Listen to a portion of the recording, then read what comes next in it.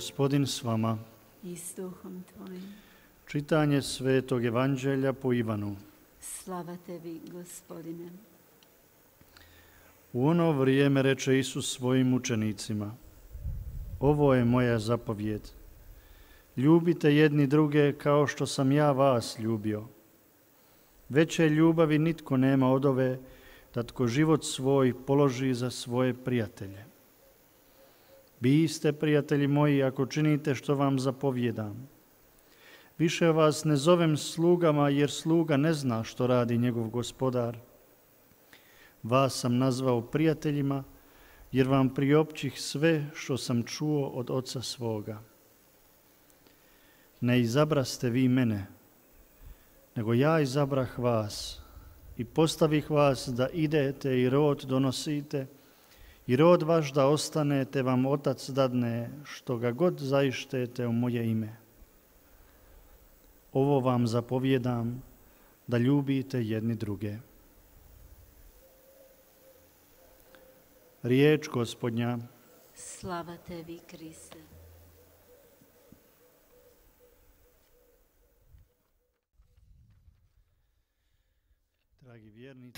사랑하는 교형자매 여러분, 모든 창조물은 그 자체로서 나름대로의 어떤 거룩함을 지니고 있습니다. 가치가 있습니다. 자연적인 가치를 지니고 있습니다. 예를 들어서 나무 같은 경우는 탁자가 되고 책상이 됩니다. 그래서 그 가치를 지속적으로 지니고 있습니다. 즉, 나무라는 가치가 있으면 그것이 가구가 되고 책상이 되고 탁자가 되면서 나무의 가치를 보여줍니다.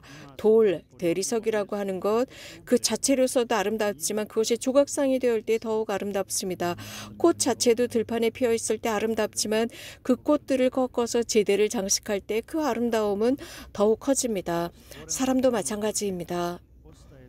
사람들은 하느님의 손에 의해서 창조되었기 때문에 매우 소중합니다. 물론 사람이 각자의 상처가 있고 각자의 트라우마가 있을 때도 마찬가지입니다. 혹은 나약함 속에 빠져 있을 때도 그 소중함은 없어지지 않습니다. 모든 창조물을 향한 존중이 없다면 인간 자체를 존중하지 않는 것과 같습니다. 암흑 속에 빠지는 것과 같습니다. 이런 식으로 모든 것은 각자의 가치와 거룩함을 지니고 있다는 것을 존중하지 않을 때, 자연과의 관계 속에서 상호 존중하지 않을 때 이런 일들이 일어납니다. 자연을 제대로 존중하지 않고 보호하지 않고 이것을 악용할 때도 그렇습니다. 음식도 그렇습니다. 우리가 음식을 함부로 버리거나 그 음식을 제대로 잘 소비하지 못할 때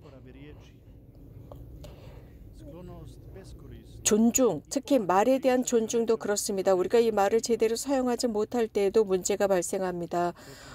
무엇인가 진지한 것에 관해서 우리가 제대로 말을 사용할 줄 알아야 합니다. 모든 창조 세계 앞에서 어리석은 사람이나 교만한 사람이 이것을 존중하지 못할 때, 혹은 거룩한 것을 함부로 냉소하거나 혹은 무시할 때, 이러한 모든 말들 속에서 또 이런 말들 속에는 정말 진정으로 한 남자가 부인을 사랑한다는 것이 드러나고 성인이 진정으로 거룩하다는 것이 드러납니다. 만약에 우리가 그렇지 못하다면 차라리 입을 다무는 것이 낫습니다. 오늘 요한복음에서 예수님께서는 제자들에게 당신께서 사랑하신 것처럼 서로 사랑하라 말씀하십니다. 이것이 내 계명이다. 서로 사랑하여라. 내가 너희를 사랑한 것처럼 사랑해라 라고 하십니다.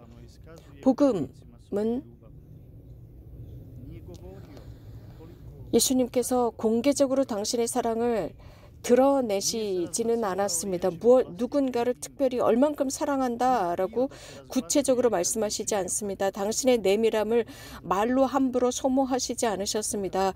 기적을 행하신 것에 관해서도 과장되게 설명하시지 않으셨고 단지 눈과 손과 접촉과 걸음걸이와 미소와 눈물로 표현하셨을 뿐입니다.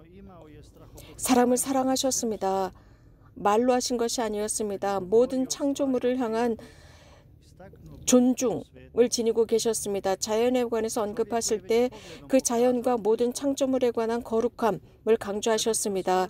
사람에 관해서 말씀하실 때 당신의 시선으로 사람을 얼마나 사랑하시는지 눈으로 표현하셨고, 악에 관해서 언급하실 때는 암흑이 얼마나 큰 죄인지 보여주셨습니다. 사람의 변화에 관해서 또 그것을 표현해 주셨습니다. 예수님께서는 모든 것에 관해서 거기에 합당한 말, 표현을 선택하셨고 거기에 맞는 시간을 그분께서는 선택하실 줄 알았습니다. 필요한 시간에 적합한 장소에 당신은 표현하실 줄 알았고 행동하실 줄 알았습니다. 모든 것에 거룩함이 있습니다. 그렇기 때문에 모든 것을 그저 일반화시키지 않았습니다.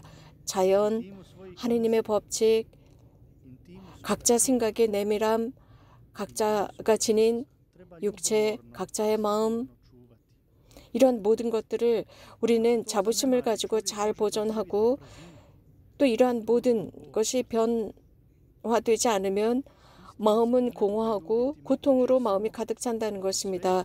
진심으로 누군가를 사랑할 때 가능한 것이 있습니다. 거룩함을 유지할 때입니다. 자신의 삶 안에서의 거룩함을 유지할 때 그렇습니다. 우리에게 주어진 이 자연 법칙도 그렇습니다. 우리는 이 자연을 잘 지키도록 선사받았습니다. 이것은 형식적인 과제가 아닙니다. 사랑의 원천은 숨겨져 있기 때문에 우리는 그것을 찾아내야 합니다. 있는 힘을 다해서, 하나님께서 주신 그 있는 힘을 다해서 암흑 속으로 들어가 버린다면 우리는 그 사랑을 숨겨진 사랑을 맛볼 수가 없습니다. 존중하지 못하는 사람들이 있는 반면에 성화를 드러내는 사람들이 있습니다. 하나님께서는 이런 덕 속에서 당신을 숨기고 계십니다. 모든 덕은 인간의 마음을 열어주고 공간을 만들어냅니다. 즉 사랑과 자선을 위한 자리를 만듭니다. 이것은 신비입니다. 삶의 신비입니다. 사람을 치유합니다. 우리들의 모든 존재를 치유하는 것입니다. 예수님께서 말씀하셨습니다. 너희들은 내 친구다. 내가 너희들에게 시키는 대로 한다면 내 친구다라고 하셨습니다. 우리는 그분의 현존을 찾아야겠습니다. 아버지를 계시해 주신 그분과의 우정을 돈독히 해야 합니다. 하나님의 법을 지키면서 우리는 그 덕을 실천할 수 있습니다. 이런 책임감을 지니고 살아가는 삶, 즉 모든 창조물을 향한 책임감을 지니고 살아갈 때 우리는 진실한 사람들로 살아가게 됩니다.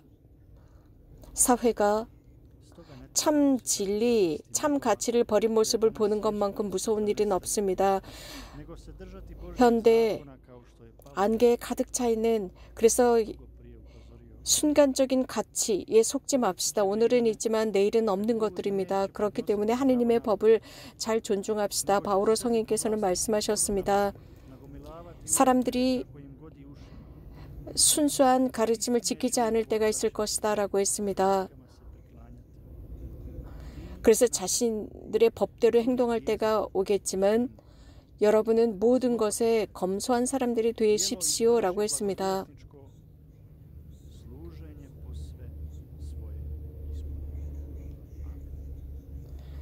이것이 바로 우리 각자가 지닌 사명입니다. 아멘.